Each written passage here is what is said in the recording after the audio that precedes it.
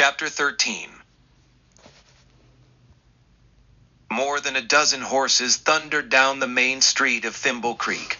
Mud squished beneath their hooves and splattered high on their hocks. The sun was barely peeking over the horizon.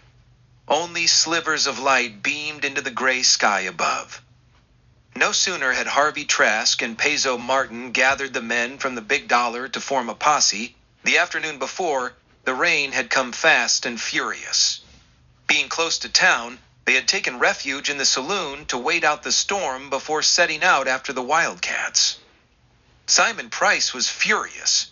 He stomped about his office at the bank, wringing his hands. "You're not getting that money back while you and your men are drinking and hanging out at the saloon?" "Not much we can do until the rain lets up," Peso protested. "The Wildcats are going to have to hole up someplace too. They won't get far. We'll be on their trail as soon as the storm lets up.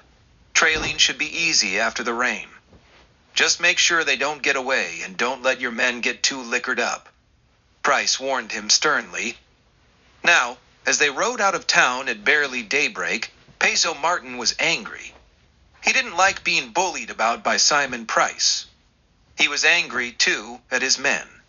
They had imbibed too much the night before and were hardly alert for posse duty, just as Price had warned him against. Damn that Price anyhow, Peso thought. He always had to be right. Well, he may have let his men get out of hand, but one thing was certain.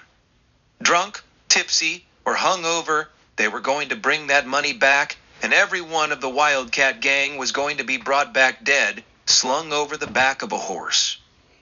"Where's my horse?" Rap Brown rasped angrily, gazing at the horses bunched up in front of the cabin. Jeremy was holding the reins of all 6 horses. He had gone to the stables and readied all of their horses, while Chief Henry had gotten some breakfast for them all before starting off on the trail. The sun was halfway up over the horizon by the time they were ready to mount up. "Butler took him," Jeremy said. "Took him? What do you mean he took him?" Rap bellowed. What do you mean? What do you mean he took him? If you don't understand plain English, maybe Chief needs to tell you with Injun talk." "Dandy man took him, you horse, paleface," Chief grinned. "But he took my horse," Rap moaned. "He's the best horse we got." "Guess Dandy man know him that too. Now you know got him best horse." "Will you stop that stupid lingo?" Rap blustered. "What the hell am I supposed to ride?" "I saddled one of Larry's horses for you, Rap. He said he didn't mind as long as we could bring him back sometime." Rap looked over the horses and saw one that didn't look familiar to him. He was scrawny with scraggly brown hair, mane and tail. His chest was narrow and he looked gaunt. He was a bit sway-backed and had aged beyond his prime. "That?" Rap snorted. "You expect me to ride that overgrown rat?" "Either that, or you ride double with Chief," Jeremy snickered. "Just don't snuggle too close behind me," Chief said. "I've never been quite sure of you." "I ain't riding double with no one," Rap growled. "Especially no fake Injun." He stepped forward and snaked a set of reins out of Jeremy's grasp. They were the reins to Jeremy's roan. "You think you're so gol-darn funny, Jeremy? You can just ride the rat. I'm riding the roan." He climbed into the saddle and settled himself. He smiled with victory and self-satisfaction. "Course, he's not as good as my gray." "Seems to me you ain't got a gray." Jeremy climbed onto the borrowed horse. The others gathered reins and climbed into the saddle. Dandy Jim Butler kept checking his back trail. He knew that he was leaving a clear trail behind as he pushed the big gray steadily westward. The previous night's rain had left the ground muddy. There was nothing he could do about it, except put as much distance behind him as possible. At first, it had been easy to check his back trail, but as the sun rose higher in the sky, he found himself looking into its bright rays. Though not intense enough to blind him, it was still enough to blot out any sign of riders behind him. He turned the gray northward, putting the sun to his right. Each time he checked his back trail, he had satisfied himself that there was no one back there. After an hour on the trail, he slowed the big horse to a walk and took a drink from his canteen. Then he pulled the horse to a halt and dismounted. He pulled a handkerchief from his breast pocket and poured some water into it. He then swabbed the big gray's nose and rubbed some of the liquid on his tongue. It had not gotten hot yet today, so the lack of water was not yet crucial, but he knew they would have to find some water for the horse later on. For now, the swabbing would have to do. As he hung the canteen back over the pommel and started to climb into the saddle, he took one more look to the trail behind him. It seemed to startle him at first, although not surprised. His eyes squinted as he stared into the distance. At first, it was just a movement that he noticed, and then, as he focused his eyes, he could make out the dark shapes of horses and riders a quarter of a mile back. Damn! Had they gotten on his trail already? He had hoped that he had gotten a better start than this. He climbed into the saddle, took up the reins, and not wanting his followers to know he had spotted them, he prodded his mount into a trot and rode off nonchalantly. He kept his mount moving at a steady pace, hoping not to give it away that he had spotted his pursuers. Occasionally, he would turn his head from one side to the other, casting a furtive glance out of the corner of his eye, trying to get a glimpse of who was behind him. This was totally unsatisfactory. He could never get a good look this way. Finally, he had to risk a quick look backward. His heart leaped in his throat, and he began to panic. The riders behind him were much closer now and moving faster. They didn't seem to care if they were seen, and Butler now knew he dare not try to pretend he didn't know they were back there anymore. With a sudden rush, he kicked his horse in the flanks, whipped him across the neck with the reins, and leaned forward in the saddle as the horse jumped forward and sprang into a gallop. "You think he saw us?" Bud Gorman shouted to Frankie. They were riding side by side. The clatter of the horse's hooves and the rushing air blowing past them as they rode made it necessary for him to shout in order to be heard. "Of course, you moron," Frankie shouted back. "Look, he's hightailing it." He drummed his heels against his pony's sides and spurted forward. "Let's go," he shouted, without looking back at his trailing companions, who followed suit and spurred their mounts forward at a greater speed. Butler urged the big gray forward, pushing him to full speed. The horse had long, strong legs, and when they stretched out to full length, his speed was exceptional. From time to time, the dandy half turned in the saddle and saw his pursuers had picked up the pace and were closer than they had been the last time he looked back. They were close enough now to tell there were only 4 of them. Probably not Kitty and her gang, for there were 5 of them, and these riders looked young. He remembered the boys that had held up the Wildcats the previous afternoon. It could be them, he thought. But why were they after him? Did they know he had the loot? How could they? Unless, he thought, maybe they had been watching him when he left the Nestor's cabin with the saddlebags. That must be it, he thought. Why else would they be coming after him so fast? A shot rang out behind him. He felt nothing stirring the air around him. He glanced back again. This time, he saw a puff of smoke from the lead rider's pistol, just before he heard the sound of the shot. Again, no bullet came near him. Of course not. The riders were too far away. They were out of pistol range. "What are you firing for?" Bud yelled at Frankie. "He's out of range." I know, Frankie answered back angrily. "I know what I'm doing. Hurry it up." He pounded his heels harder into the horse's ribs and raked his sharp spurs across its flanks. The mount snorted in pain, and his stride shortened. Up ahead, Butler angled the gray off to the right, riding down a slight incline that led to a large grassy meadow. As he dipped below the horizon, he knew he was momentarily lost from the view of his pursuers. If he could find some cover some place, he could hole up and rest his mount some. But he saw nothing but the wide open expanse of grama grass before him. At the far end of the meadow, the terrain began to slope upwards. He could see trees in the distance lining the top of the slope. Only the tops of the trees could be seen, indicating that the land must fall away sharply. a hill on the other side. He headed toward it, glancing back briefly to see the young riders cresting the rise just before the meadow behind him. With any luck, he could be on the other side of the hill before him, and once again be out of sight of his followers. He urged the gray to greater speed, and he took the rising slope easily. A moment later, they were on the downward slope on the other side. The grass was still wet here, and the horse with smooth iron shoes half slid down the bank. The gambler leaned far back in the saddle, loosening the rein and giving the horse his head. At the bottom of the embankment was a large dry basin. Large boulders were strewn about, and the walls of the embankment were lined with scrub pine and brush. There were plenty of places to hide here. He passed up the rock boulders and headed for the trees. He needed to hide the horse and feared that the rocks would not give enough cover. He had just ridden into the brush, dismounted, and still holding the reins, turned the gray facing the trail through the basin, when Frankie and his gang topped the rise and started their descent into the basin. They had slowed their mounts and were being careful not to slide too much on the wet grass. Butler clamped a hand over the gray's muzzle, hoping to stifle any sound he might make. He watched the four boys as they rode into the basin.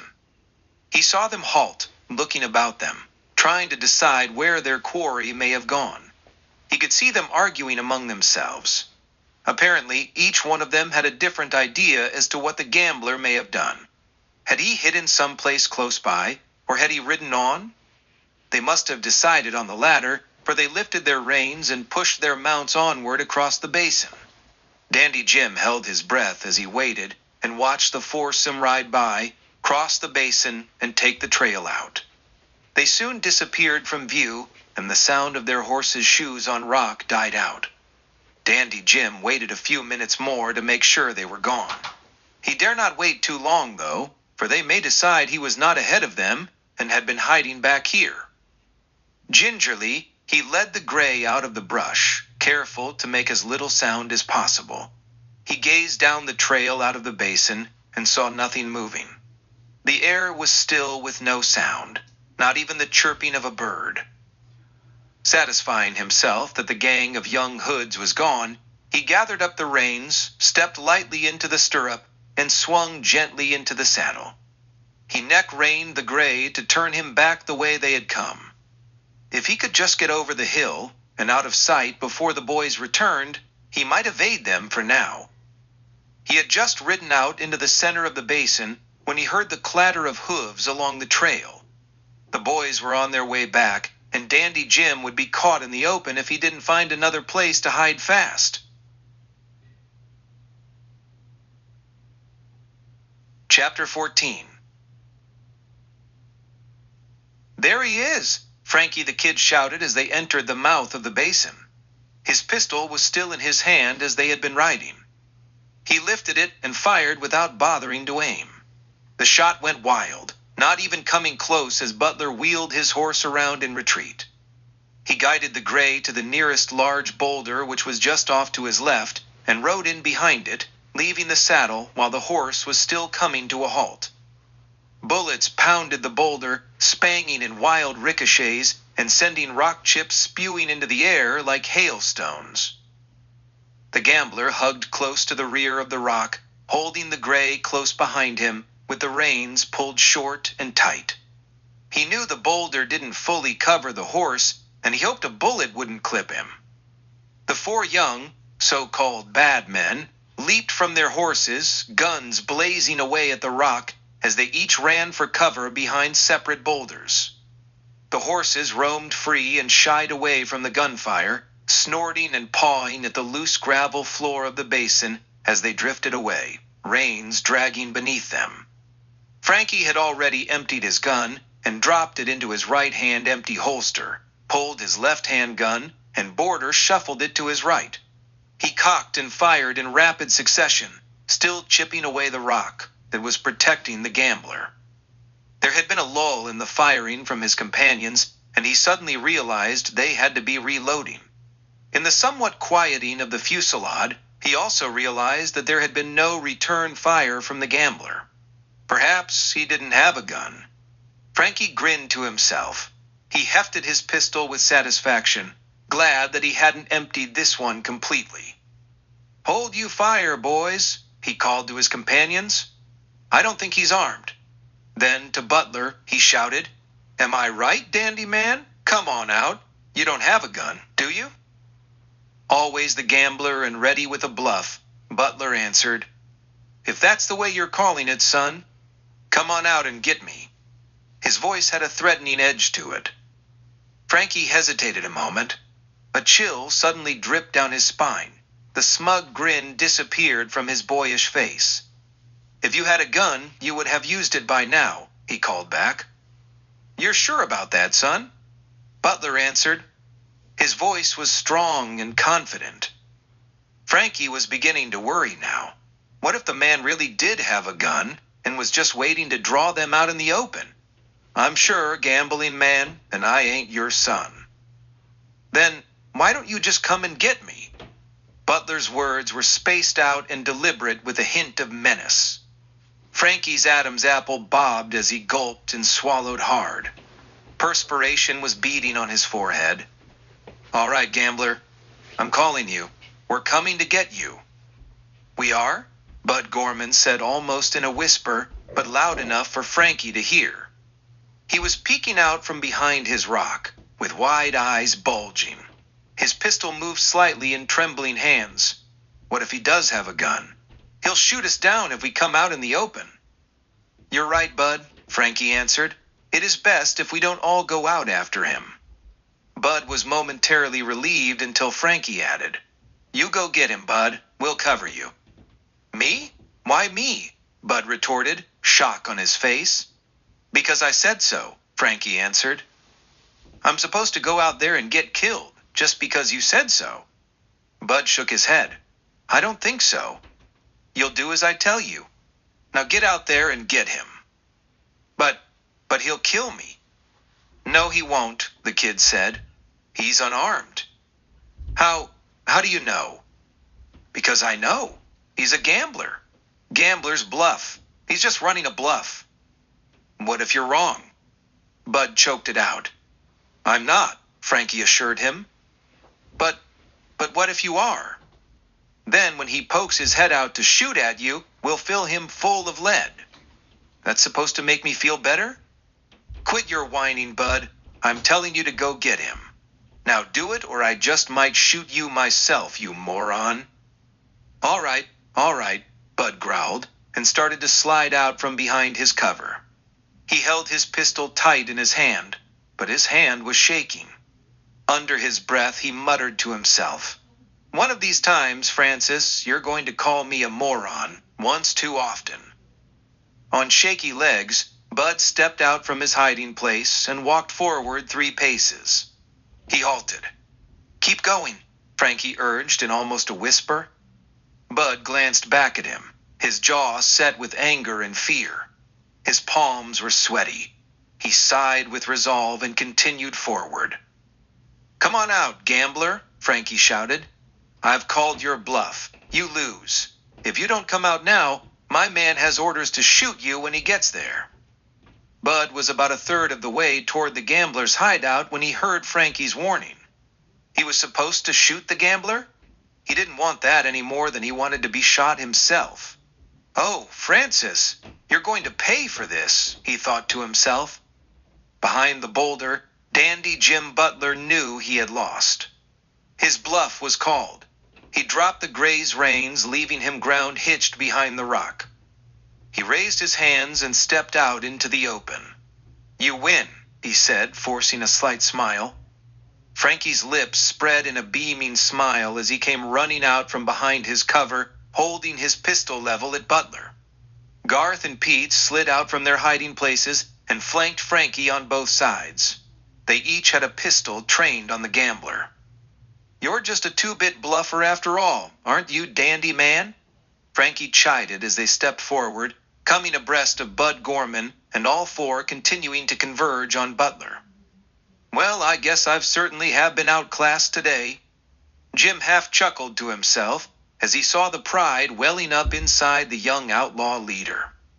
The kid totally missed his sarcasm. Anytime anyone braces Frankie the Kid, he's outclassed, Frankie boasted. I can see that, Butler said. But why are you picking on me? You can see what a bad gambler I am. I'm full flushed out. I'm dead broke. Now you're telling your own future, Frankie grinned. In just a little while, you're going to be both dead and broke. You mean you're going to murder me just like that? There was a hint of disappointment in Butler's words. I thought you were a bigger man than that. I am, Frankie answered. Frankie the Kid is the fastest gun in the West and doesn't have to murder anyone. I'm going to give you a chance to outdraw me. He reached his left hand across his body and pulled the empty six-shooter from its holster. He stepped forward and stuffed the weapon, barrel first, into the top of the gambler's trousers.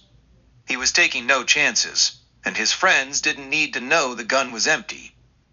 Butler stared warily at the revolver in his waistband.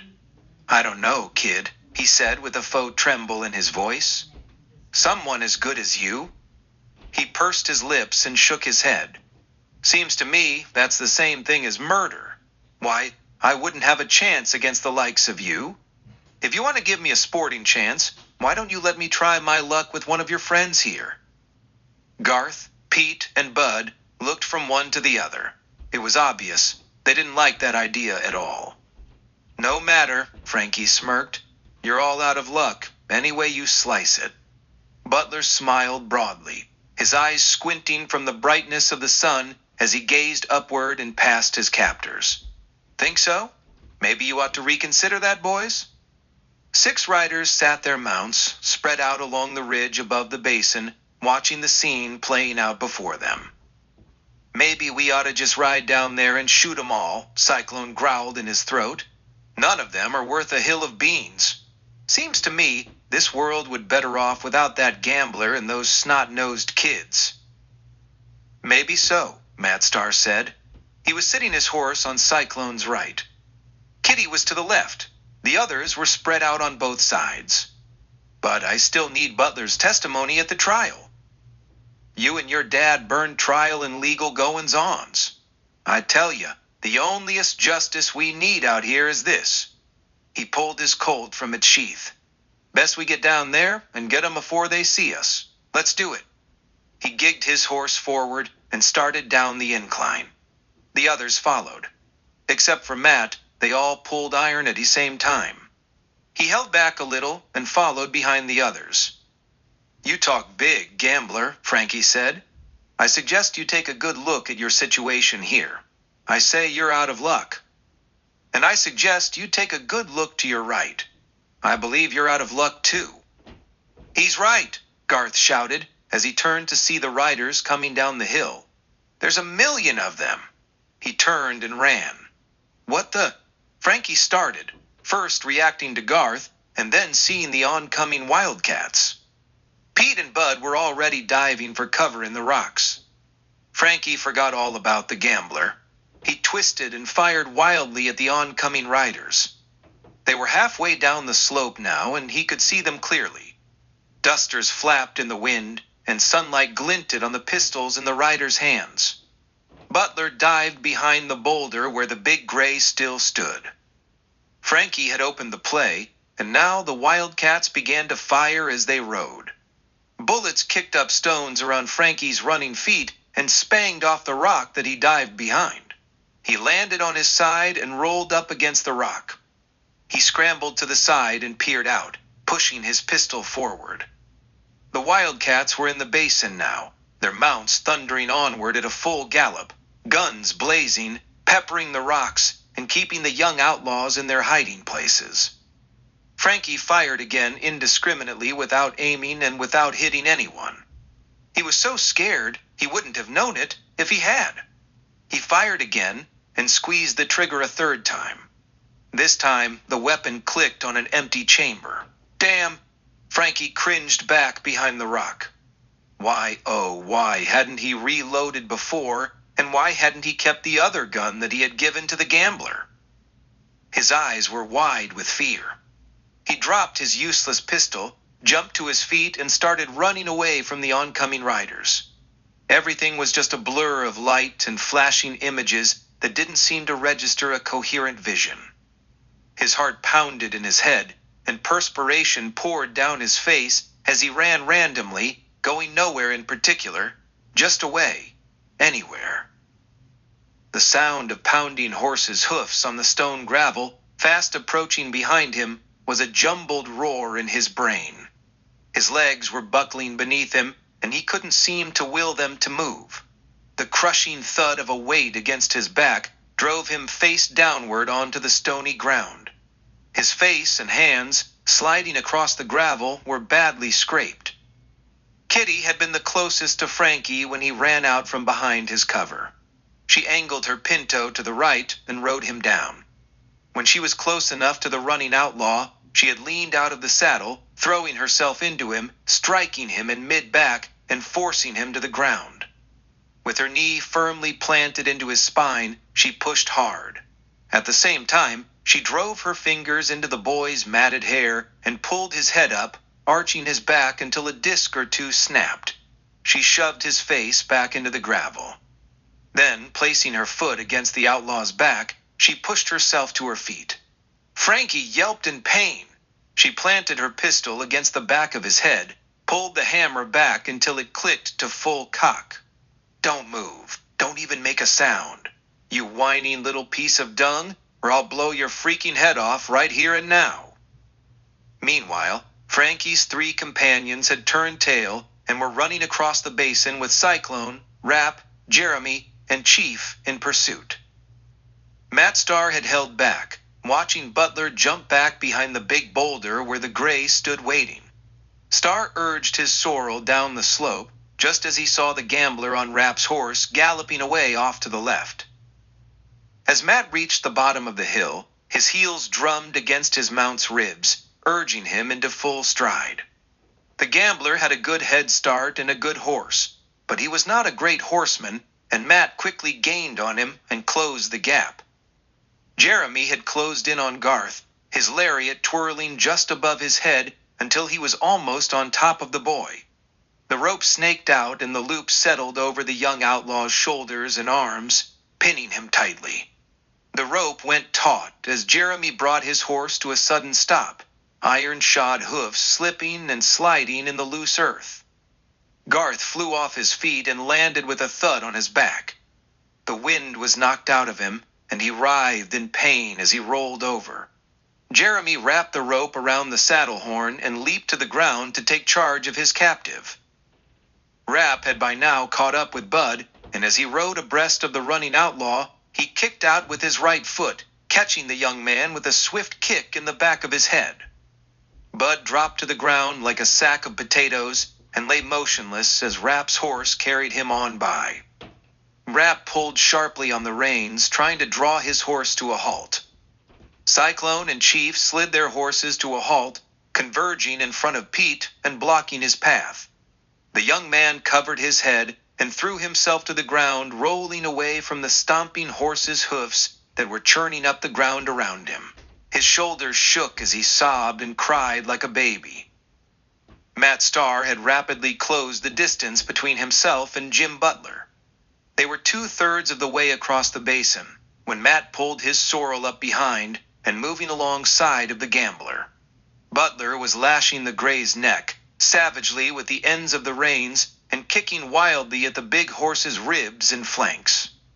Rap's horse was not used to this kind of abuse and did not respond the way the gambler had hoped. Instead of the horse increasing his speed, he faltered and his stride diminished. The slackened pace of the big gray was just enough now for Matt Starr to come fully abreast of the gambler. He stretched his body out, dropped the reins, stood in his stirrups, and leaned out of the saddle, his arms spread wide as he leaped after his quarry. Butler wasn't looking back or sideways. He was too intent on his escape and didn't realize that the lawman was that close until Starr's arms encircled his shoulders. The momentum of Starr's flying body crashing into him spilled him from the saddle. Both men fell heavily to the ground and rolled over together, their bodies entwined.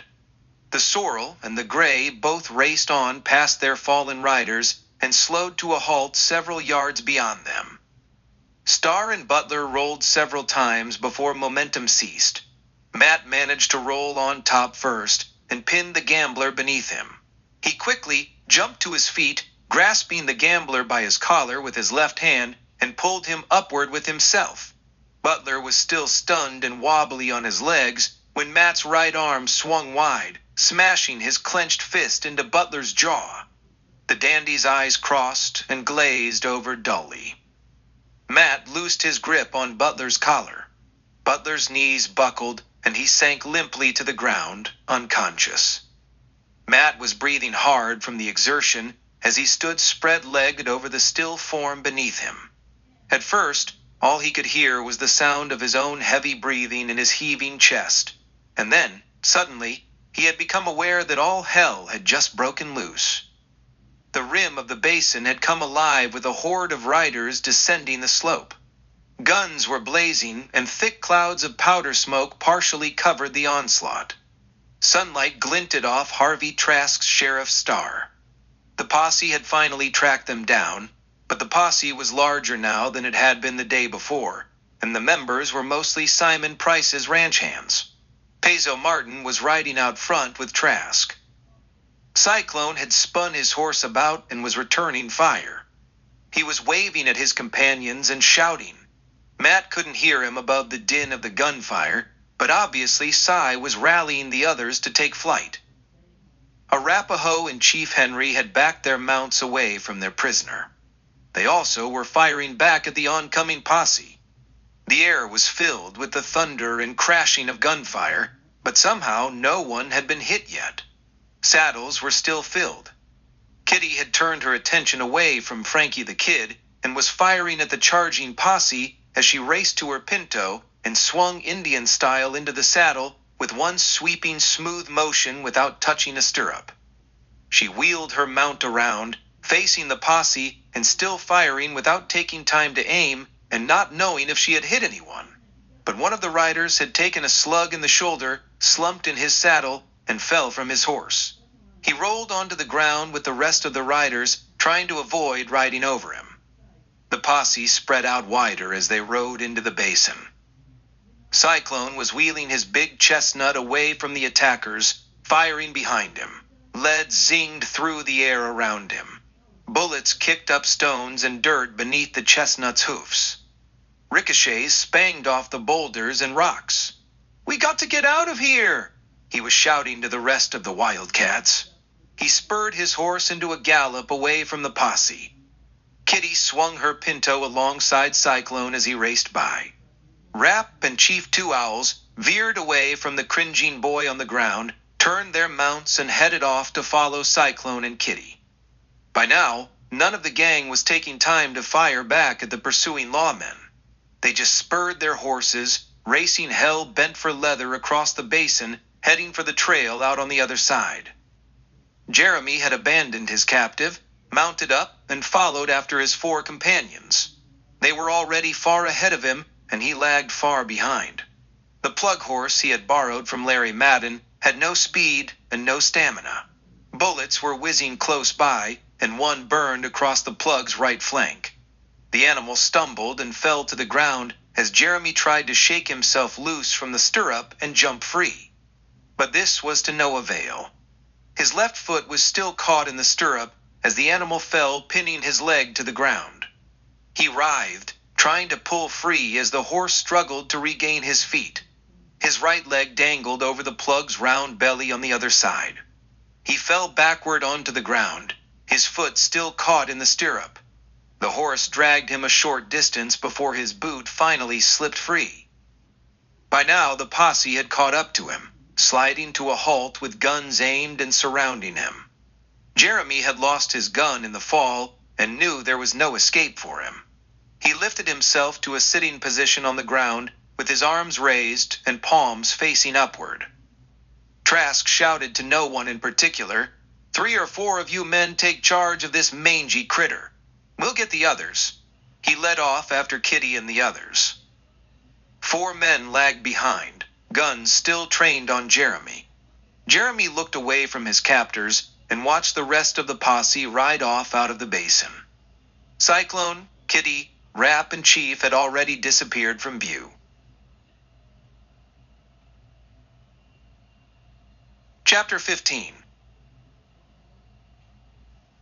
They were a tired and dusty bunch when the posse returned to Thistle Creek late in the afternoon. Townspeople were stopping to gape at the parade of beleaguered riders as they proceeded slowly along Main Street and angling their exhausted mounts to the side and pulling up in front of the sheriff's office. Merchants had rushed to the windows of their establishments to peer out at the returning posse. Many of them rushed out onto the boardwalk in front of their business to gawk. The sheriff's office door opened wide, and a deputy came out to greet them. He was an older man with graying hair and gray stubble beard. He was rail-thin and stoop-shouldered. His name was Bert Sims.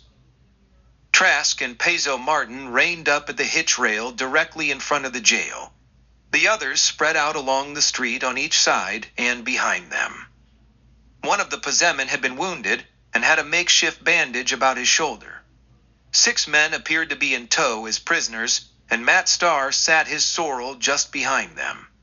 He had a 6-gun in his hand, and it was trained on the prisoners. One of the prisoners was the dandy that had been in jail before and had escaped. The others were mere boys, not much out of their teens, if that. 4 of them were strangers, but the 5th one was instantly recognized as Jeremy Carlin, who had lived and grown up near Thistle Creek and was now a notorious outlaw and part of his sister's gang, the Wildcats. Trask, Martin, and most of the posse had trailed the gang for several hours before they had completely lost the trail and were forced to return to the basin. "Simon ain't gonna like this," Peso had warned Trask. I know. The sheriff's voice was pitched to a nervous whine. "What else could we do? They vanished like ghosts. Besides, they're going to come back for Jeremy Carlin. We'll get them then." Peso smiled. "Maybe you're not so dumb after all, Harvey." Trask didn't indicate that he heard the slur nor taken offense to it. "Maybe that's why I'm the sheriff," Trask said. Peso refrained from saying it, but he thought to himself, "I doubt it." The posse members that had been left behind to take charge of Jeremy had also rounded up Frankie the Kid and his 3 companions, while Matt Starr revived Jim Butler and saddled him on the gray. He had transferred the saddlebags from the gray to his own horse. He could feel the bundles of cash inside, but had not taken time to check the contents. Something bothered him about those saddlebags. They seemed way too light to contain $20,000, but there would be time enough to count the money when he returned it to the bank. "All right, you men," Trask addressed the riders who were still mounted. "That's all for today. I'll let you know if I need you again. Peso will get your pay for today for you." Shouts and yippees rang out amongst the riders as they pulled their horses away and raced on down the street to pull up in front of the saloon. 2 of the riders accompanied the wounded man further down the street toward the doctor's office. "We'd better make this quick, Sheriff," Peso said. He had just finished tying his horse to the hitch rail and had stepped up onto the boardwalk next to Trask. "I don't want those boys liquored up too much before we go back to the ranch." Matt Starr had dismounted, retrieved the saddlebag from the sorrel, and with his pistol still trained on his prisoners, he motioned to them to get off their horses.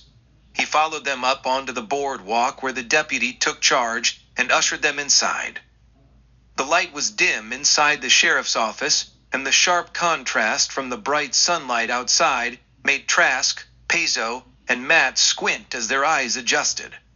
The cell doors were clanging shut at the back of the jail as Trask went behind his desk, tossed his sweat-stained hat on the ink pad, half covering his desk, and dropped wearily into his battle-scarred wooden swivel chair.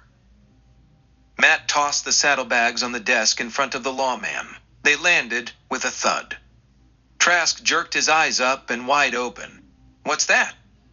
"The bank money," Matt said. Harvey glanced from Matt to the saddlebags, then to Peso. Peso smirked. Trask felt a sinking sensation in the pit of his stomach. Price wasn't going to like this at all. Sure, he wanted the money back, but he didn't want anyone to know it. Now that the money was back, Price's plan wasn't going to work. The Wildcats stole it. How did you get it? Don't tell me you let the Wildcats get away, Marshal, Pizzo said mockingly.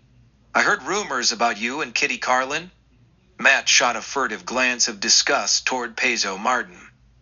He chose to ignore the remark and said to Trask, I took this off Dandy Jim Butler. Maybe he can tell you where he got it from. Obviously, he was in with them. You forget, Sheriff. When the bank was robbed, Butler was in my custody. He might have joined up with them later, Trask said. Owlhoots tend to flock together. Matt glanced suspiciously from Trask to Pizzo Martin. Yes, Sheriff, I believe that is true, he said icily. He picked the saddlebags back up and draped them over his shoulder. I best be getting this over to the bank.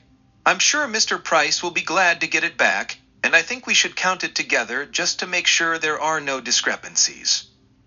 There's no need for you to trouble yourself about that, Marshal, Trask stammered nervously. I can take care of it for you, you know what I mean? He stood up, arms outreached, palms open. That's all right, Sheriff, Matt said. I want to take care of this myself. Personally, you know what I mean? He turned, strode across the office floor, his boots thudding against the planks, opened the door, stepped through, and closed it behind him. Trask sank back into his chair. Sweat beaded on his brow, ran down his face, and dripped off his chin. His eyes darkened with worry. Pizzo Martin grinned with self-satisfaction. There's no need for you to trouble yourself, Marshal, Simon Price said. My clerk and I can manage the count. I'm sure it is all there, and I am truly indebted to you, sir, for getting this back to us. The people of Thistle Creek all owe you a vote of thanks. No trouble at all, Mr. Price. Matt smiled. It'll only take a few minutes. He started unbuckling the saddlebags that he had already placed on Price's mahogany desk. How much was it they stole? He answered his own question as he half lifted the bags to spill the contents out. 20,000, I believe it was. Price swallowed hard. Worry etched across his face. How was he going to explain this? The bundles of cash fell out onto the desktop. Must be big bills, Matt said. Not that many bundles. He picked one up and leafed through it. Price's face flushed red, and suddenly his collar felt very tight. No, they're not large denominations, Matt muttered almost to himself, but loud enough for Price to hear. He tossed the bundle back onto the desk, picked up another bundle, and flipped through it. Not this one either. He tossed it down, picked up another bundle without looking at Price. I don't think there's $20,000 here, Mr. Price. He glanced back up at the nervous banker. He tried to show a hint of accusation. Not too much, but just enough to rattle the banker. There's not? Price was trying not to stammer. How can that be? I don't know, Matt said absent-mindedly as he rummaged through the remaining bundles. But there's probably no more than 8,000 here. But where's the rest of it? Price blurted, as if he really didn't know. You tell me, Matt said flatly. How would I know? Just a rhetorical question, Matt said. Of course you wouldn't know. Of course not. Price waited a beat, then said, They must have split it up already, and this was Butler's share. You're probably right, Matt said. He could see the banker begin to relax as he agreed with him. But why did Butler get a share? And why didn't Jeremy Carlin have a share on him? That's easy, Price smiled with satisfaction. The flush in his face was diminishing now. The gambler must have taken it away from the Carlin kid. Matt acted like he was thinking it over, then said, I'll bet you're right. I don't know why I didn't think of that myself. The banker smiled broadly. Don't feel bad, Marshal. You can't think of everything. No, I guess not. I'll have to try to do better in the future. I'm sure you will, Marshal, the banker said. And I'm sure you will get the rest of the money back for me. You will bring in the rest of that awful Wildcat gang, won't you? If they've got it, Mr. Price, I would bring them in, and the money too, if I could, but I don't have the time. I have, A prisoner that I have to get to Tucson. I'm afraid I will have to be leaving tomorrow." "That's too bad," Price said, trying to sound convincing. He did notice, however, the tinge of doubt in the marshal's words. If the Wildcats had the money. Getting this damned marshal out of his hair, or lack of it, so to speak, would be the best thing he could hope for right now. There would still be time for his plan to work. "I'm sure Sheriff Trask will get the job you want done taken care of." "You think he's all right, Grandpa?" Kitty said wistfully. They were sitting under a rock outcropping far up in the hills on what used to be the northern portion of the Carlin Ranch. This was a favorite place Kitty had often come to as a kid when she wanted to be alone. It had always been peaceful up here. There was a great view of the valley below and the mountains beyond. It was peaceful here, and cool breezes were a comfort. There was a stream nearby, and good grass beneath a stand of trees that provided cover and grazing for horses. Chief was sleeping in the shade of one of the trees. Arapaho sat with his back against the trunk of another tree. He had a half-empty flask in his hand, and his eyes drooped in a stupor. "Now you don't go worrying your head about Jeremy, girl," Cyclone said reassuringly. "Jeremy can take care of himself. He'll be all right. Not if Simon Price has anything to say about it. Who knows what he's liable to do to Jeremy?" Earlier in the day, after eluding the posse, the Wildcats had doubled back behind the posse. Keeping to high ground and out of sight, they had managed to find a good lookout point above the trail that the posse had taken back to town. They had seen that Jeremy was not hurt. He didn't appear so, at least not any more so than Frankie the Kid and his 3 companions, who were also being held as prisoners along with Dandy Jim Butler. "I'm telling you not to worry, girl. As long as Matt's with them, nothing's going to happen to him." "Matt? Is it now, Grandpa? I swear I'll never figure you out when it comes to Matt." "Well, when I figure you and him out, I'll tell you." Kitty was silent for a moment, letting the conversation pass. Then she said, "Grandpa?" "Yeah, girl. Matt has to take that gambler fellow to Tucson. What happens when he's gone? About Jeremy, I mean." "Nothing, 'cause we're riding in there tonight before Matt has to leave, and we're gonna bust Jeremy out." "But won't they be expecting us to do just that?" "Of course. But they'll think we're smart enough to think they would be expecting us, that we wouldn't." "Huh, I don't follow you, Grandpa." "Don't try, Kitty. You'll see. Besides, you can bet Price and Trask are going to make the first move anyhow." "That's supposed to make me feel better?" Kitty said. "No, you're supposed to feel better when we get Jeremy back."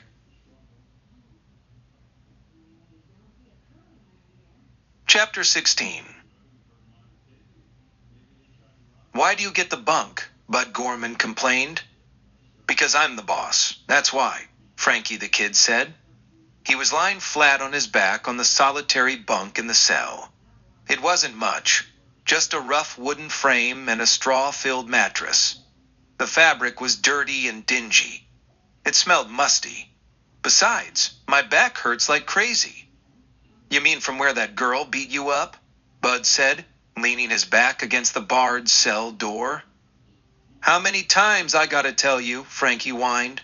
"No girl beat me up. She fell off her horse and landed on me. She was just lucky is all." Yeah, Garth Peters said from the next cell. Only a steel-barred partition separated them. He was sitting on the solitary bunk in that cell. Pete was sitting next to him, his legs outstretched in front of him with his ankles crossed. He was leaning back in a half-reclining position with the back of his head against the wall. "You've told us that 1,000,000 times." "Well, that's the way it happened." Frankie snapped angrily and started to rise, but pain shot through his bruised spine. He groaned and sank back onto the mattress. "We believe you, kid," Garth said. "Maybe you wouldn't get so mad if you believed it yourself." "Just shut up," Frankie said, staring at the ceiling, ignoring everything but his pain. He didn't hear the outer office door open and the deputy greeting someone.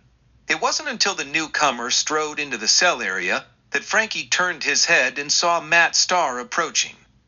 Comfy, gentlemen? Matt mocked as he passed up the 2 cells and on to the 3rd.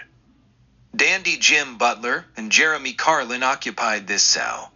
Both of them had protested against being housed in the same cage as any of the juvenile outlaws, and Deputy Sims saw the advantage of giving them their request. Butler had been gazing out the barred window that faced out to an alley behind the jail. Jeremy was lying on the bunk. Jeremy sat bolt upright when he saw the lawman, and Butler turned away from the window at the sudden movement. "You come to get me out of here, Marshal?" Dandy Jim said as he stepped up to the bars, facing Matt on the other side.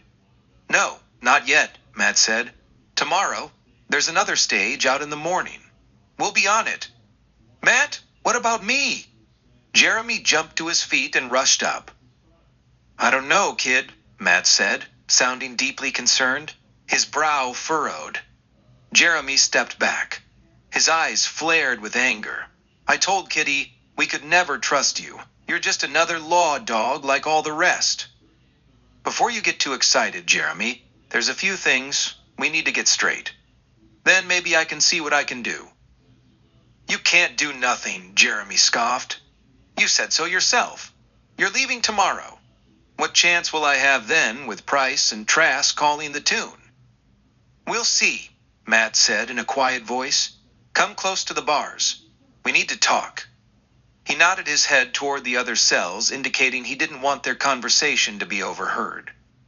Jeremy stared at the lawman, his face still flushed with anger. "I'm telling you, boy," Matt pleaded. "We've got to talk. Now come here." Jeremy thought about it for a moment, then shuffled forward toward the bars. "Jeremy," Matt said, "did you and the others rob the bank?"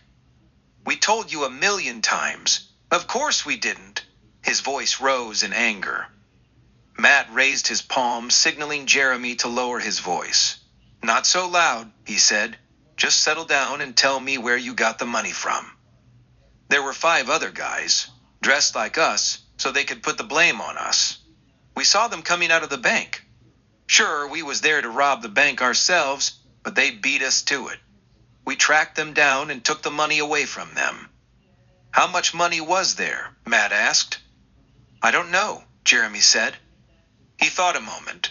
"We never did take time to count it." "Was there more than one bag?" "No, just the one. Why?" "Price said there was 20,000 stolen." 20,000? Jeremy exclaimed, his voice booming with excitement. Heads turned in the other 2 cells. "Keep it down," Matt urged, keeping his own voice low. "Sorry," Jeremy said, lowering his voice and noticing the piqued interest of the teenage prisoners. "It's just that we had no idea." His voice was almost a whisper now. "There wasn't quite $8,000 in that bag when I opened it. What happened to the rest of it?" "I don't know," Jeremy said. "All I know is, that's all there was." "Now, Jeremy, if there was a copycat gang..." There was. Jeremy interrupted. "I swear there was." "Take it easy, boy," Matt said calmly. "I believe you. But are you sure you got all of the loot from them?" "Of course. We searched the men, the camp, and all the saddles. We got all they had." "Then what happened to the rest of the 20,000? "I don't know. How would I know?" "Of course you wouldn't, Jeremy. I'm just asking myself questions out loud." Matt thought for a moment.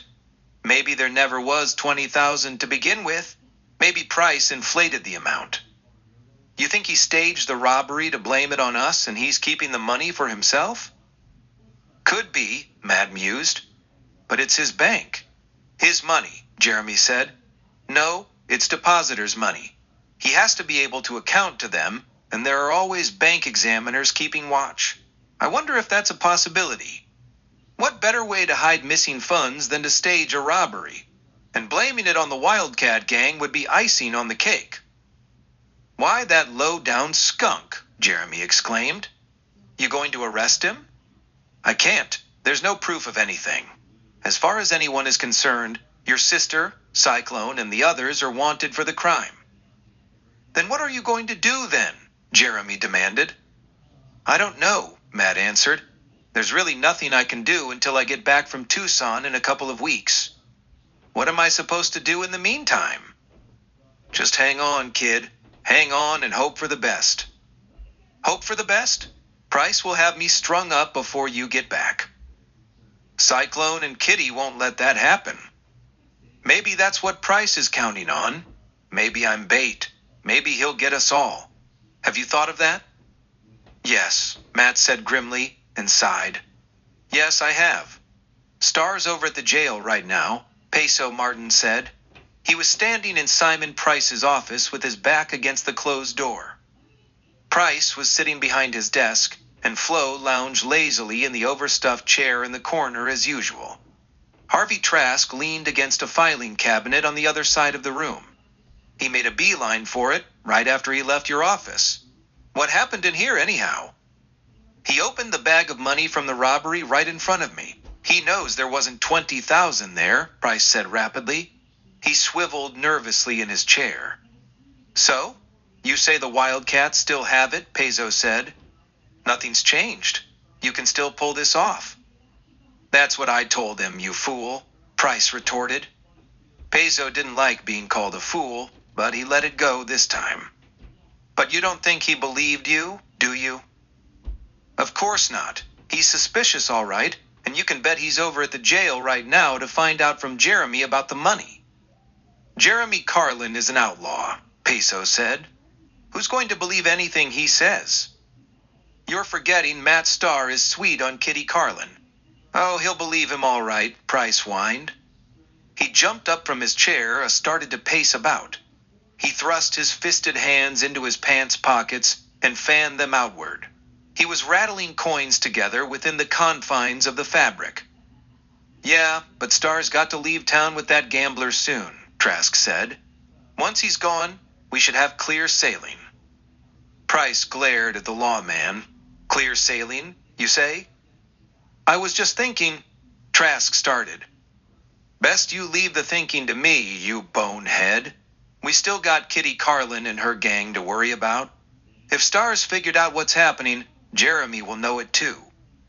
So what? Trask persisted. Jeremy's in jail. There's nothing he can do about it. Between Starr and Jeremy, the Wildcats are bound to find out. They'll be after my hide for sure. Simon whirled on his feet, pulling his hand from his pocket and shaking his fist. So, we kill them all, Peso put in nonchalantly. Isn't that what you always wanted? Yes, Simon growled, thrusting his pudgy face close to Martin's. But it's not that easy. We have to get to them first. That shouldn't be a problem, Peso said, turning his head to the side as if the banker had bad breath. They'll be coming to get Jeremy. When they do, we gun them down. Peso Martin, you haven't got the brains of a jackass. Kitty Carlin and her granddad aren't going to do that. You know why? Price didn't wait for an answer. He supplied it himself. Because they know we would expect them to do that, so they won't. Then what will they do? Trask asked. Simon whirled toward the lawman. I don't know, he shouted. But they'll do something.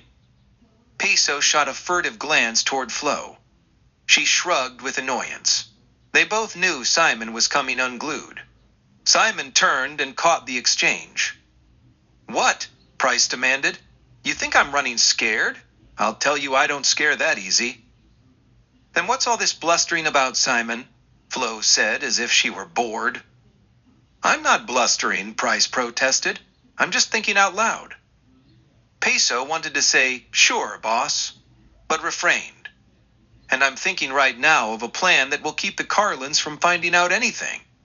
He glanced to each of his associates. A wry smile began to curl his lips. Matt Starr will be out of town. He won't be talking to anyone. And with Jeremy dead, he won't be talking either. But Jeremy's not dead, Trask interjected. He's in jail. I know that, Price answered. Now he's in jail, but he's going to be dead when he tries to break out. You mean we shoot him escaping? But how's he going to do that? You idiot, Trask, Price fumed. He's going to have help with that. You mean when the gang comes to get him out? You just said, they ain't going to do that. No, you nitwit. Price was in the lawman's face now. They're not going to do it. We are. We are? Trask still couldn't seem to make sense of it. Yes, and we're going to do it tonight. Tonight? Peso went on guard with that. Matt Starr's still here. Why not wait until he's gone? Because, Price said, making his words slow and deliberate. We can't risk the Carlins getting to Jeremy before the bank examiner gets here. Besides, I want that boy dead anyhow. One less Carlin to deal with. That will serve Kitty Carlin right. She'll be sorry she ever messed with Simon Price. I'll bet you're sorry you ever messed with Kitty Carlin, Peso Martin thought to himself. Then he said, Are you sure you're thinking straight, boss? Sounds like you're thinking more about revenge than anything else. Don't you dare question my motives, Price snapped. I know what I'm doing. I just thought... Peso started. Now you don't start that too. Like I told Trask, I do the thinking around here. Peso glanced again toward Flo. Again she shrugged. Now that we're all agreed who is boss and who is doing the thinking, I'm going to tell you my plan. I have a job for each one of you to do. Trask, he started, I want you to keep out of sight for a while. Then to Peso and Flo. And you too? He outlined the rest of his plan. When he finished, Peso said, What about Matt Starr, if anything goes wrong? Then, I guess you'll just have to kill him, won't you? Simon Price grinned with anticipated satisfaction.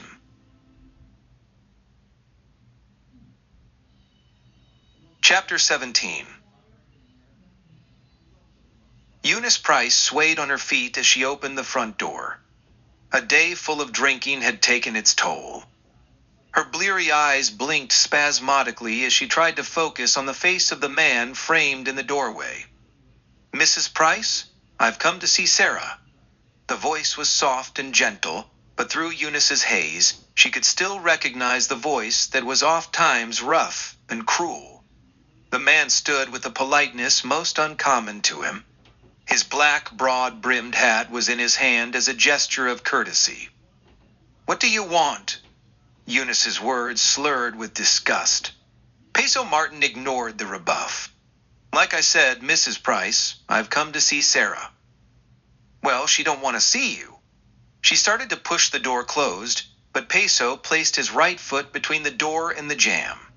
He pushed forward, and Eunice staggered back from the door, half stumbling and almost falling.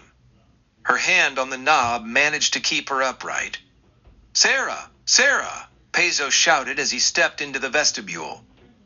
I didn't say you could come in, Eunice shouted, grasping at Peso's shirt sleeve, trying to hold him back as he stepped to the foot of the stairs. Sarah appeared on the landing above. What's going on? She was saying. Then, on seeing Peso Martin at the foot of the stairs, her eyes softened. She totally ignored her mother's frustration. Oh, Peso, what on earth are you doing in here? I've come a-courtin', little darling, he answered with a big smile on his face. He shook Eunice off, and she staggered blindly away. I've finally come to my senses, girl. He oozed charm. You're the one I really want. Sarah smiled broadly and poked at her hair as if putting it in place. Really, Peso? Yeah, really. He could have choked on his own words, but he was well practiced with deceitful charm. Come on down, little darling. You and I are going to go out and have us a time. Eunice had all she could do to find her chair in the parlor and drop into it. She was so very tired, so very confused. But she still shuddered at the sound of the front door slamming behind Peso and Sarah as the sounds of their laughter drifted off into the stillness of an empty home. 20,000? Frankie the Kid said. His face was mashed against the bars separating him from the other two cells, as if that would bring him closer to Jeremy Carlin. Is that how much you and your gang stole? Ignore him, Jeremy, Dandy Jim urged. He was lounging on the bunk now. Jeremy had been pacing the cell. I guess I underestimated you and that crazy bunch you ride with. 20,000 is quite a haul. I didn't figure you so bold, Frankie added. Must rankle you real bad that you had to give it back."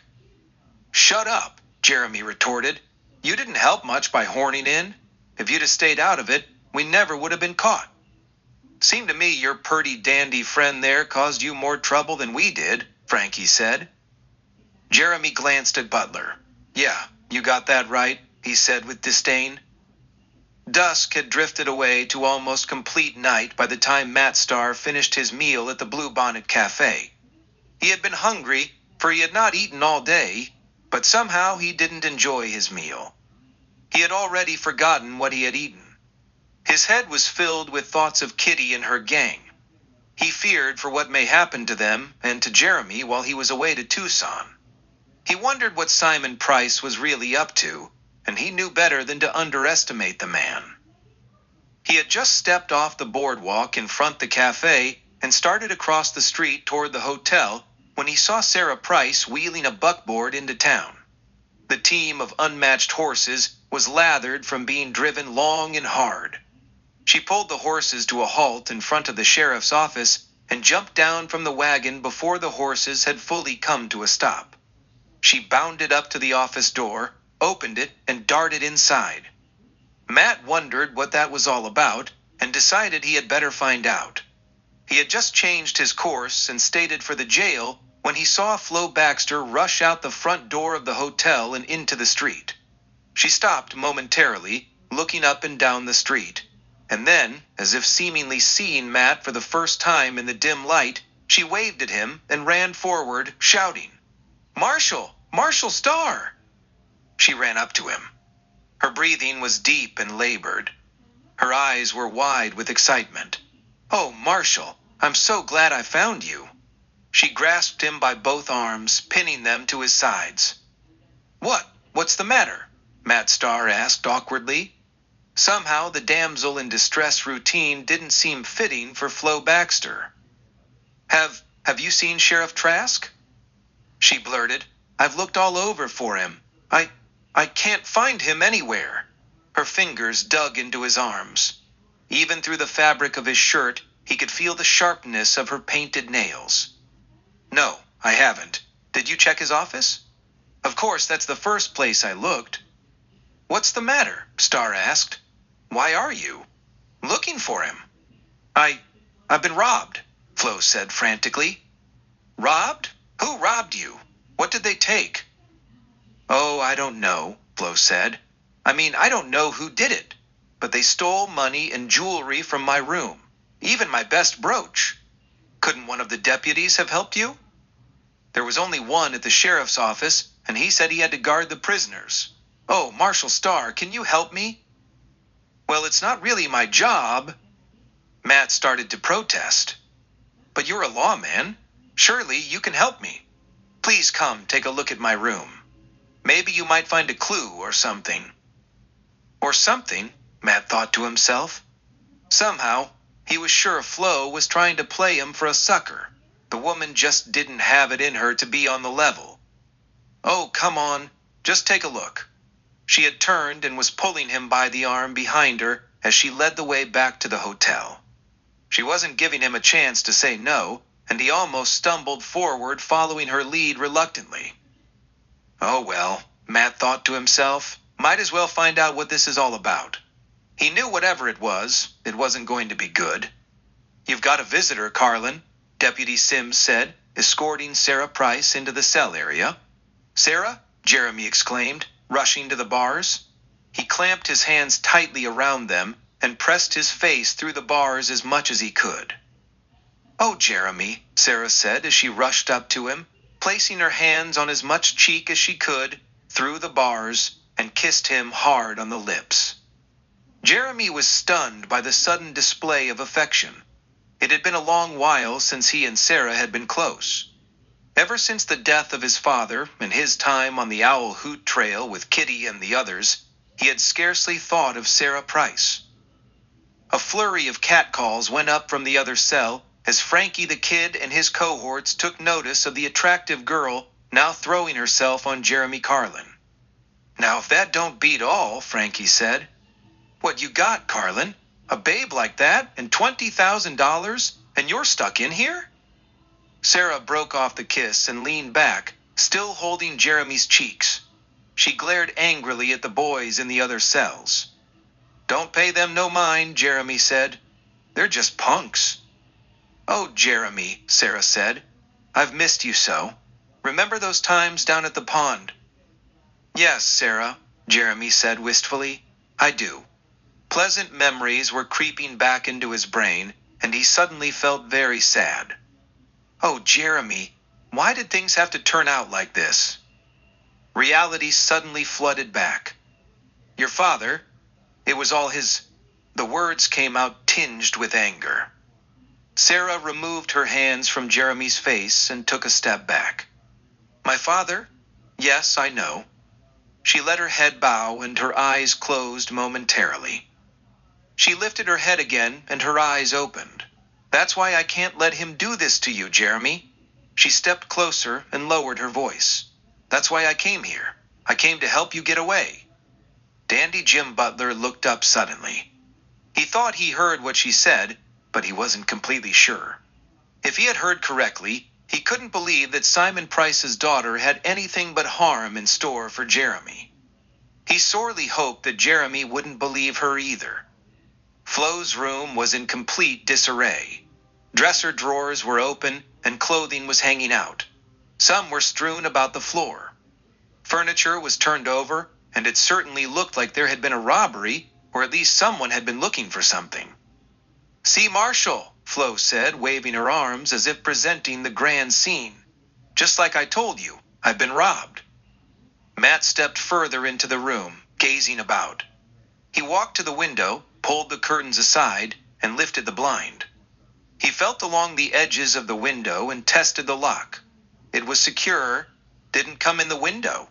Door didn't seem to have been broken into. How'd they get in? "Why, they must have broken in through the door," Flo offered in the way of explanation.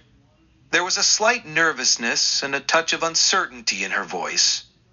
"But there was no damage to the door. Did you perhaps leave it unlocked?" "Why, no. I always lock it when I leave the room." She rushed to the door that was still standing open. The key was still in the lock inside the door. "See," she said, grasping the doorknob. Then she stepped back, pressing her palm to her chest, feigning surprise. "Oh my," she said apologetically. "I guess I didn't. Look, the key is still in the lock." She shoved the door closed, plucked the key from the lock, and dropped it down the top of her low-cut blouse. "Silly me," she said. "I almost never do that. I won't let it happen again. I'm sure of that." Sarah Price pulled a Smith & Wesson .38 revolver from her jacket pocket and slid it through the bars, pushing it into Jeremy's hands. She squared her body in front of him to hide the motion. What are doing?" Jeremy said with sudden surprise. His voice was almost a whisper. Dandy Jim's interest was more piqued. He strained his ears trying to hear, but the words were too muffled. "I'm getting you out of here," Sarah whispered. "I've got a horse waiting for you out back." "But the deputy." "Don't worry about him. Just call him in, and when he comes, you get the drop on him. Get him to let you out. Then you lock him up, and then you ride out. It'll be that easy." "I can't do that," Jeremy protested, although his mind was racing with the thought of escape and freedom. "Yes, you can. You've got to. My father's been talking about hanging you. I can't let that happen." "But what about you? You'll be in trouble for helping me." "My father won't do anything to me. Besides, we can make it look like you took advantage of me. When you call him in, I'll be turned around with my back against the bars. You put an arm around my neck and point the gun at my head." "But I can't," Jeremy protested. "You have to," Sarah ordered. "If you're not going to call him in here, I'll get him in here myself." She let out a scream and whirled to place her back against the bars. "Quick, your arm around me. Put the gun to my head," she whispered. The sudden movement startled Dandy Jim Butler. He leaped to his feet. "Hey, what are doing?" he blurted. At the same instant, Deputy Sims appeared in the cell area. He halted, coming up short at the sight before him. "What's going on here?" he exclaimed, reaching for his hip and realizing he wasn't wearing a gun.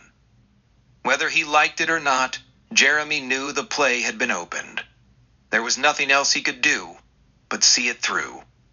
"Don't move, deputy," Jeremy ordered, "or I'll kill the girl." "Jeremy," Butler shouted, "don't do this." He stepped forward behind Jeremy. "I hear you back there, Jim," Jeremy said without turning his attention from the deputy. "The same goes for you too. Don't try anything or the girl gets it." Butler hardly believed that, but he stepped back and away anyhow. "It's your place, son," he said. "I hope you know what you're doing." "I hope so too," Jeremy thought to himself. His hand trembled and the gun muzzle wavered. "I hope so too." Chapter 18. "There's nothing up here to give me a clue," Matt Starr said. "Maybe if I ask around downstairs, someone may have seen someone come up here who might have been suspicious. I'm sure if you look around here some more, you find something interesting," Flo said, letting her words out in a suggestive, tantalizing tone. "I think I've seen everything there is to see in here," Matt said. "Well, Marshall, I think I could show you something interesting."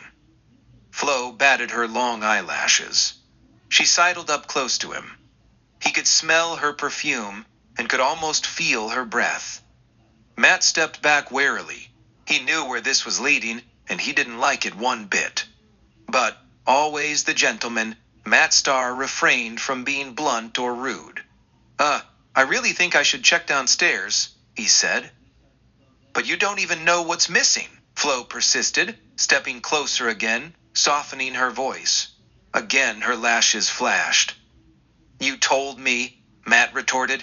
"Money and jewelry, a brooch." "Yes, a special brooch, a gift from my first husband." "Your first husband?" Matt said. "I didn't know you had been married." "Why, yes, of course I have. 3 times, in fact. Men have always found me attractive. Don't you, Marshall?" She pressed closer, gazing up into his eyes. Matt couldn't back up anymore. His back was already pressed to the door. The doorknob felt like a lump prodding his lower spine. He couldn't answer the question, and she didn't wait for it. "Or should I say Matt, Marshall? I can call you Matt, can't I?" "Are you coming with me, Jim?" Jeremy Carlin said, as he shoved Deputy Sims into the jail cell. He had the cell door open, and Sarah was standing beside him. The deputy fell to the floor at Dandy Jim Butler's feet. He rolled over and gazed up at Jeremy standing before him, waving the pistol in his hand. "The last time someone broke me out of jail, it only got me deeper into hot water. No, kid, this is your play. I think I'll just stay put where I am for a while." "Your choice," Jeremy said. He swung the cell door shut with a clank, turned the key, and pulled it out of the lock. "And this is your choice too," Butler said. "But if I were you, I wouldn't be too trusting of that girl." He added, "If I were you, I'd make sure that gun you're holding works. This could have been a setup to get you killed escaping." "Don't listen to him," Sarah shouted, much too quickly and with a hint of guilt in her voice. "I swear I came to get you out. I want you, Jeremy. I've always wanted you. Remember the good times?" Jeremy glanced from Jim Butler to the pistol in his hand to Sarah Price.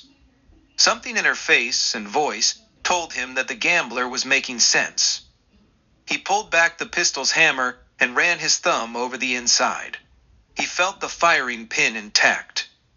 Then he flipped open the weapons cylinder and spun it. There were cartridges in every chamber. "See," Sarah said. "Now do you believe I'm here to help you?" Something in the pitch of her voice wasn't quite convincing. He ejected one of the shells and turned it over in his fingers. The shell was empty. He glared up at Sarah. His eyes darkened with anger. He ejected 2 more shells, also empty. Sarah was cringing with fear and shrank back from Jeremy. I didn't know," she started. "You were setting me up, weren't you?" Jeremy raged. No, Sarah protested. "I didn't know the gun wasn't loaded. I swear, he said he didn't want to see my father hang you. He said we could help you get away." I couldn't let my father have your life on his conscience." "Simon Price doesn't have a conscience," Jeremy growled. "And who is he you're talking about?" "Peso? Peso Martin!" Sarah choked it out. "Peso Martin? Yes, he's the one who gave me the gun. We're in love. He proved that to me just tonight." "That figures," Jeremy said. "I suppose the sheriff is waiting out back to gun me down too." What? Peso didn't say anything about that. Peso wouldn't do a thing like that. Neither would Sheriff Trask. Oh no, all I've got to do is open that back door and step outside to prove it. "I swear I didn't know," Sarah pleaded. "I would never do anything like that to you." "But you have," Jeremy said. "But now that the play has been opened, I'm just going to have to deal with it. I won't be going out the back with an empty gun. I'm sure there's more guns and ammo around this jail someplace. I'm walking out the front door, and anyone who tries to stop me will be dead. Hell, you might be dead too." Sarah Price swallowed hard. "Marshall will do," Matt answered nervously. "Just call me Marshall." "Now, Matt," Flo persisted, "we don't need to be so formal. You know I'm very attracted to you. You're a very handsome man." "And much younger too," Matt cringed. "I like my men young and virile, and I find most men like a woman with experience." She reached up and placed both arms around his neck. "Flo," Matt protested, "this isn't getting us anywhere." "I tend to disagree on that," she said, and pressed her lips hard against his. "Hey, Carlin!" Frankie the Kid shouted. "Seems to me you could use some help getting out of here. What do you say? You let us out of here and we all go together." "We might all get killed too," Jeremy said. "Not if we take the girl with us. They won't dare shoot at us as long as we got her." Jeremy shifted his eyes toward Sarah. Her eyes met his for a moment. She saw the hardness in them, the hurt, the disappointment, the anger. She shook her head from side to side. Tears rolled down her cheeks. Jeremy thought long and hard. His jaw set tight. Then he said, "Sounds like a plan." "Flo," Matt Starr pleaded as he pulled his head back, forcing himself away from Flo's kiss. "We can't do this." "Oh, yes we can," Flo insisted and pressed forward. Frankie the Kid pulled the back door open with a jerk. The light from the office spilled out into the darkness of the night, revealing a horse tied to a makeshift hitch rail. The Kid shoved Deputy Sims through the open doorway. "Don't shoot! It's me!" the terrified deputy shouted as he stumbled out, throwing himself to the ground and rolling to the right as a volley of gunfire broke the stillness of the night. A hail of bullets slammed into the door jamb above his head. Sims was still screaming as the gunfire echo faded away momentarily. "It's me, Sims. Stop shooting." He pushed himself to his knees and scooted around the corner of the building and rolled up to a half-sitting position with his back to the wall. He was breathing hard. "They're all loose and they got guns," he shouted. "They got the girl too. Don't shoot." "What the hell?" Harvey Trask mumbled from his perch behind a bush. He lowered his pistol and shouted to the two other men hidden on each side of him. "Hold your fire, men," he ordered, "till I figure this out." With the lull in gunfire, a voice sounded from the open doorway. Its owner was unseen. "Sheriff!" Frankie the Kid shouted. "Your little trick didn't work. Carlin found out about the unloaded gun and the girl. He's mighty mad at you, and I can't blame him. So, you see, Sheriff, me and my boys are going to help him out here. You know, you left too many guns in your office, and now we all got some.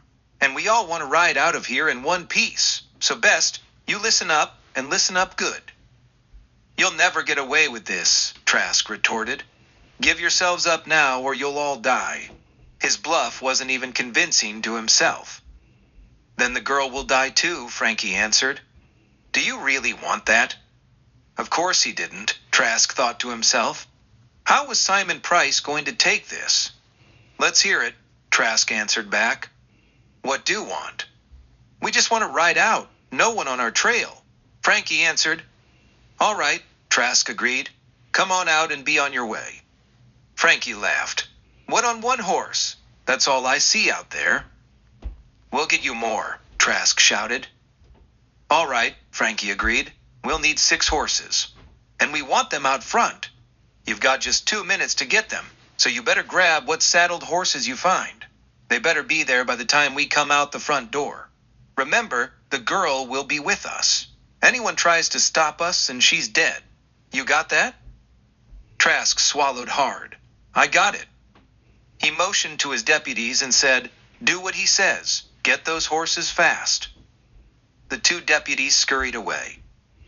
One more thing, Frankie said. I understand a bank loot of $20,000 was returned today. Guess what? We want that too. I'm afraid that's not possible, Trask answered. Wrong answer, Sheriff. The girl goes with us all the way out of town. You get her back when we get the money. But I told you that's not possible. There isn't. Frankie didn't let him finish. There's a place north of town called 3 Rocks. At dawn, I want a horse picketed on the south side of it. I want $20,000 in saddlebags on that horse. You understand? When I'm sure you've lived up to your part of the bargain, you'll get the girl back. I'm telling you, I can't make a bargain like that. You'll have to, Sheriff, Frankie answered. You'll just have to. Flo, stop it, Matt Starr said angrily, and forgetting about being a gentleman, he shoved Flo roughly away from him. Oh, I like it when a man plays rough, Flo said with a grin on her face, and started forward again. Matt extended his raised arm, palm upward in a halting position. Now, Flo, that's enough of this nonsense. It was at this moment he heard the volley of gunshots from somewhere down the street. You hear those shots out there? Matt said. There's trouble out there, and I've got to go see what's going on. He had a good idea what was happening. Now unlock this door and let me out. You said yourself that the law around here is Trask's business. Not yours. You don't have to go. Yes, I do. I'm a lawman too. It's my job. I'm sure our good Sheriff Trask can handle it. Damn it, Flo, Matt swore and pulled his right-hand gun from its holster. Unlock this door right now. You wouldn't shoot me, Matt. Flo kept her voice low, calm and sultry. With exasperation, Matt Starr growled, Oh, yes, I would. Now give me the key. Flo shook her head, still smiling coyly. Through clenched teeth, Matt said, I want that key. You have 3, maybe 4 choices. You give me the key. I take it from you. I shoot you, or I shoot the door to pieces. Flo squared herself in front of him, thrust out her breasts and said, Then take it from me, big boy. Matt's eyes flared and darkened. He eared back the hammer of his pistol. The smile faded momentarily from Flo's lips, and her body stiffened with fear. Matt whirled on his heel and shot the door to pieces. Chapter 19. Matt Starr rushed down the stairs, ran through the lobby,